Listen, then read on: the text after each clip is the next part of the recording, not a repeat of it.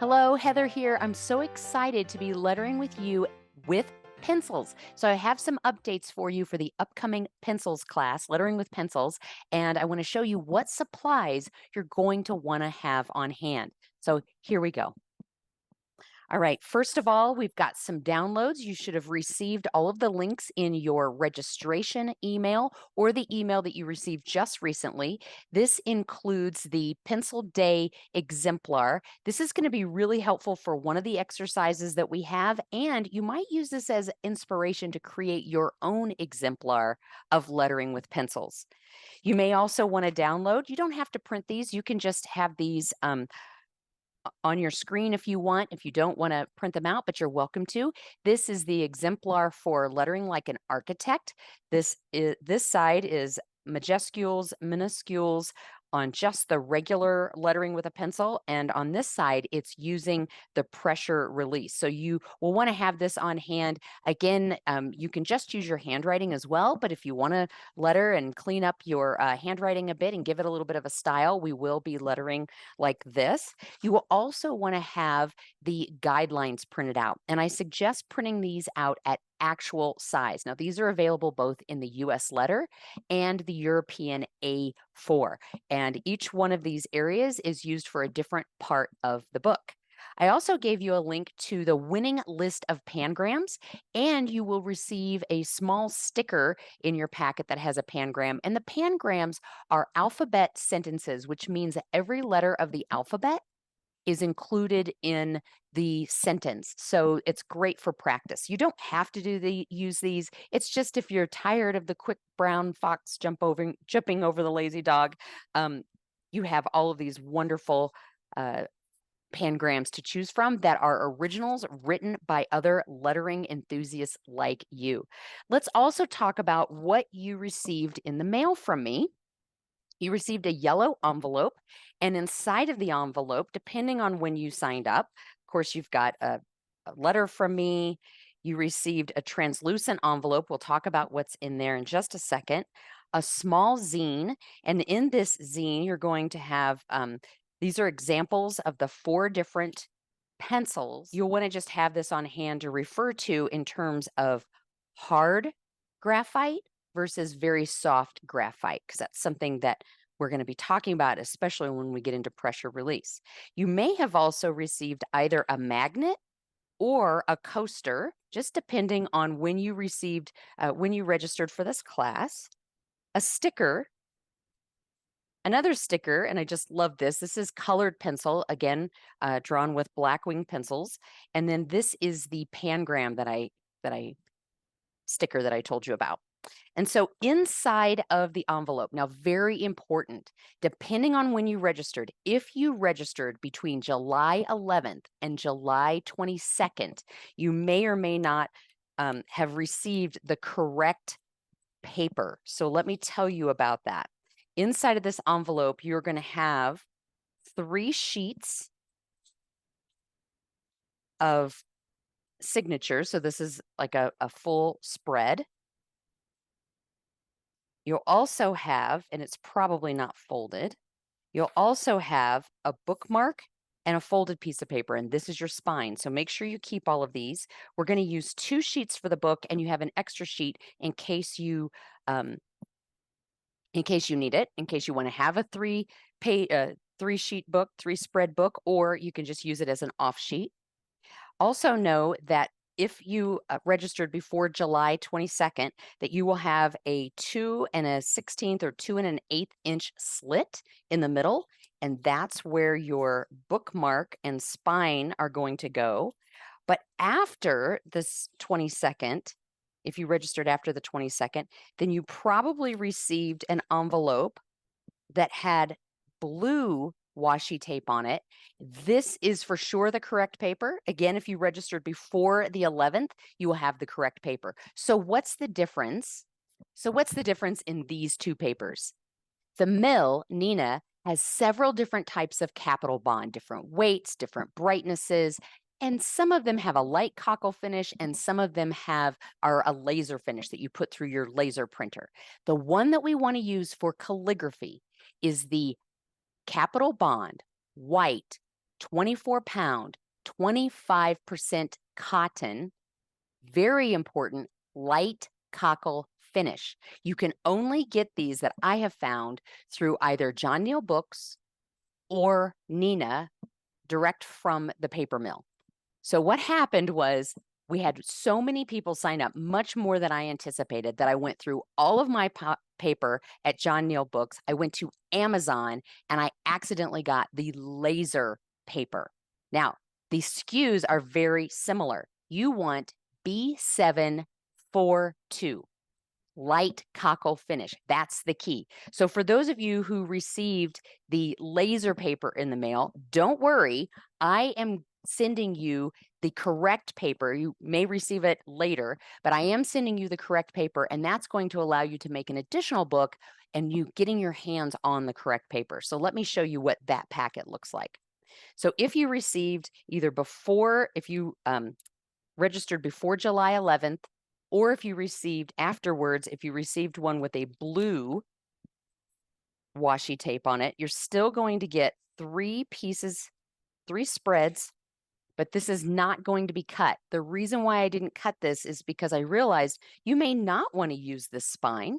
You may want to either staple it or you may want to sew it yourself. And if you do decide that you want to go ahead and use this spine and this bookmark to make a reverse piano hinge, what you'll do is right in the center here, you will just take a X-Acto knife and cut 2 1/16 or 2 1/8, just beyond 2 inches, and that will go slide right in there. So if you didn't receive this packet in the mail from me yet, don't worry. All you need to have on hand is 2 extra sheets of paper. Let me show you how to prepare those. You can get out your healing mat. You'll want a ruler and an X-Acto knife. And you'll take the 2 sheets of paper and you'll cut them in half. I want to do mine at an angle here just to make sure. And so you're going to cut them in half lengthways, which means you're going to cut them at the 4 1/4 mark.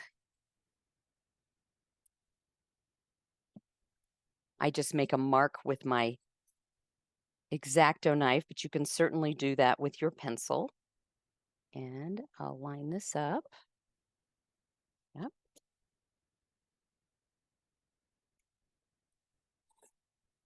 Now, 2 of these sheets you're definitely going to use for your book. If you want to add a 3rd sheet, you certainly can.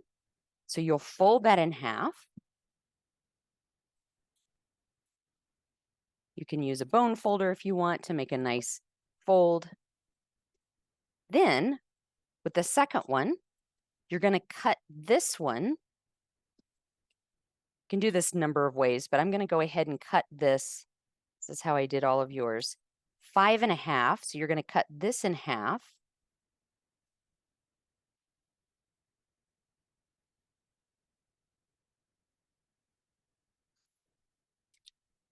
Good. Cut this into 2 inch. You can cut it in half if you want, but I'm just going to do 2 inch so it's consistent with everyone else's. So 2 inches wide. So this is going to be your scrap piece of paper. This can also, you can call this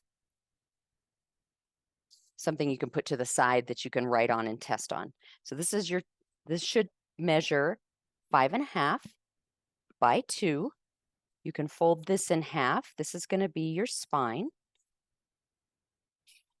And then with this leftover piece of paper, you want the height to be the 4 1/4, because that's going to be the same height as your pages. We're making the bookmark, and now this is going to be 2 inches wide. This is going to be your bookmark, and we want it this size because we're going to write something specific on it. So there is a purpose and a meaning behind my madness.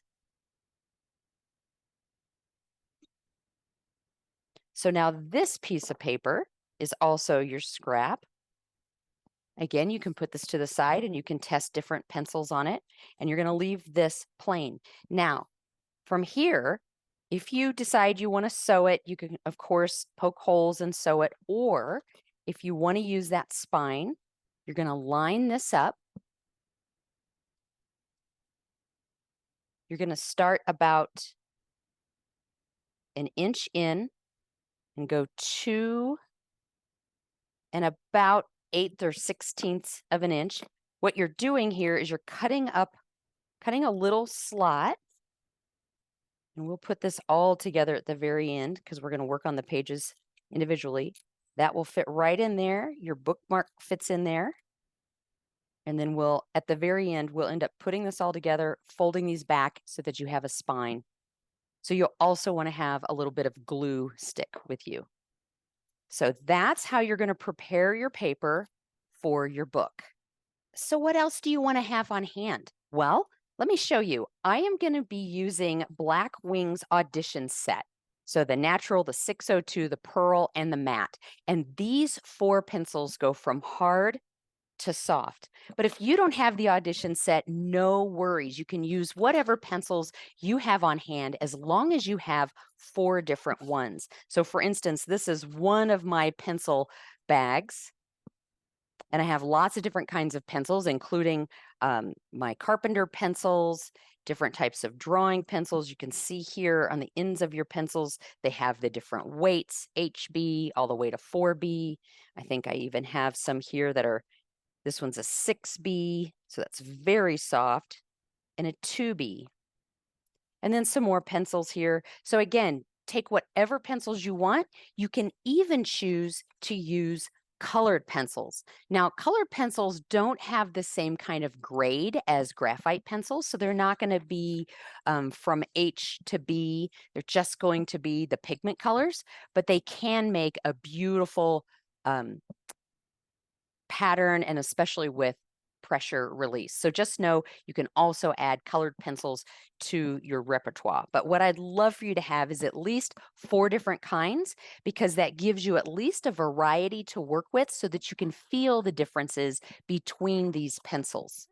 You'll also want to make sure that you have some type of an eraser. The white plastic erasers are wonderful. My favorite are the Faber-Castell's kneadable color erasers. These are wonderful because they don't dry out your hands and they don't leave any bits behind. They have also been discontinued by the manufacturer. So if you can get your hands on any of these, go for it. You'll also want to have some kind of a pencil sharpener. This is the Blackwing single sharpener, so it does a very long point. I also like the Coombe 2-point sharpener. It has 2 holes in it, which means the first hole cuts the wood, it sharpens the wood, and the second one sharpens the graphite. So you go 1, 2. If you're wondering what these are here, these are point sharpeners. Okay, so if you're writing with, say, a clutch pencil, like this one, where you've got lead that comes out here, you can use these to sharpen just the leads. These are fabulous pencils that can hold any type of graphite. So it can be as soft as a 4B or as hard as a 4H.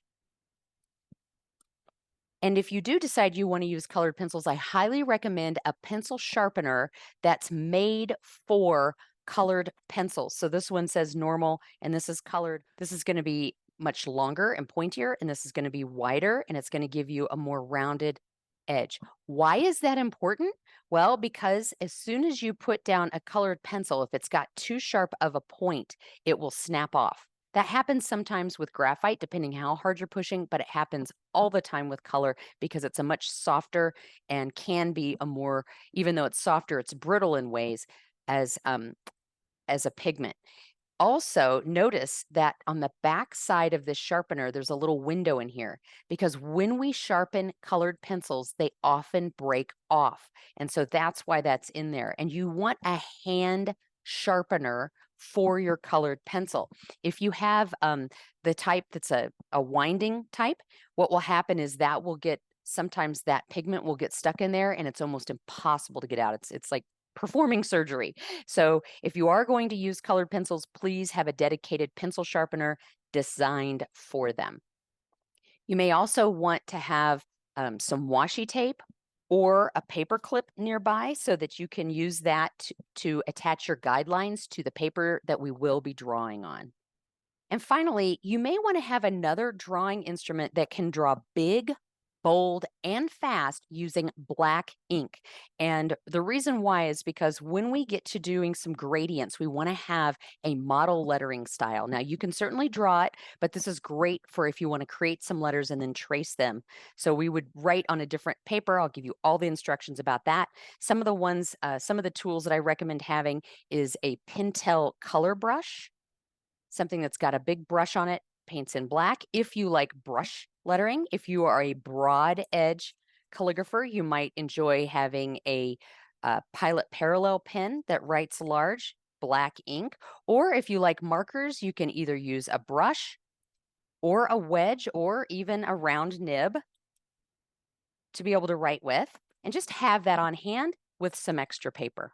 I am so excited to be lettering with pencils with you. Now, be sure to bring your question, even if it's about pencil sharpeners, different kinds of pencils, or erasers, whatever the questions are, bring them with you. If for some reason we can't answer them in the session, I will create a Q&A, a bonus Q&A video. Also keep in mind that this session is going to be in Zoom webinar format. So I won't be able to see you or your work. So I've created a Padlet. If you'd like to share your work, I'm happy to give you feedback and we can celebrate the beautiful letters that you've made. We'll see you at Lettering with Pencils.